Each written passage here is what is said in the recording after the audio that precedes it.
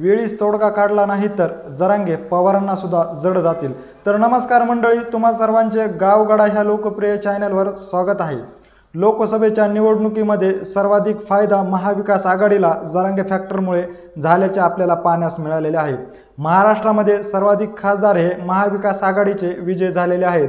त्याचा फायदा हा जरांगे फॅक्टर मराठवाड्यासह महाराष्ट्रात चालल्यामुळेच हे आपल्याला चित्र पाहण्यास मिळालेले आहे। महायुती सरकारकडून मराठा आरक्षणाचा कुठलेच ठोस पावलं उचलली जात नसल्यामुळे आता मनोज जरांगे पाटील हे विधानसभेची निवडणूक लढवणार असल्याचे समोर येऊ लागलेले आहे। विधानसभेची निवडणूक लढविण्यासाठी मनोज जरांगे पाटील यांनी 29 ऑगस्ट रोजी बैठक आयोजित केली होती। ह्या बैठकीमध्ये ठरणार होतं की उभा राहायचं का पुढील उमेदवारांना पाडायचं, परंतु विधानसभेच्या निवडणुका ह्या पुढे ढकलल्यामुळे आता ही बैठक देखील पुढे ढकललेली आहे।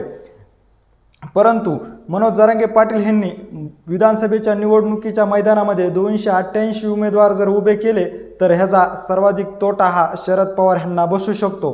त्यामुळे वेळीच शरद पवार यांनी मुख्यमंत्री एकनाथ शिंदे यांच्याशी चर्चा करून मराठा आरक्षणाचा तोडगा कसा काढता येईल ह्याच्यासाठी प्रयत्न करणं आज अत्यंत गरजेचं झालेलं आहे। परंतु शरद पवार यांनी मराठा आरक्षणाकडे जर कानाडोळा केला तर येणाऱ्या विधानसभेमध्ये सर्वाधिक फटका हा शरद पवार गटाला मनोज जरांगे फॅक्टरचा देखील बसू शकतो, असं देखील आता चित्र मराठवाड्यासह महाराष्ट्रामध्ये हळूहळू निर्माण होत चाललेलं आहे।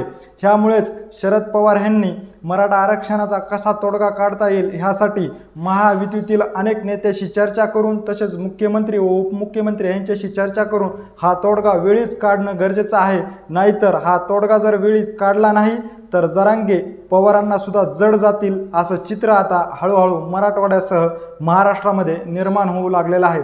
एकंदरीत ह्या सर्व घडामोडीविषयी नेमकं तुम्हाला काय वाटतंय हे आम्हाला आमच्या कमेंट बॉक्समध्ये नक्की कळवा। व्हिडिओ जर आवडला असेल तर जास्तीत जास्त शेअर करा।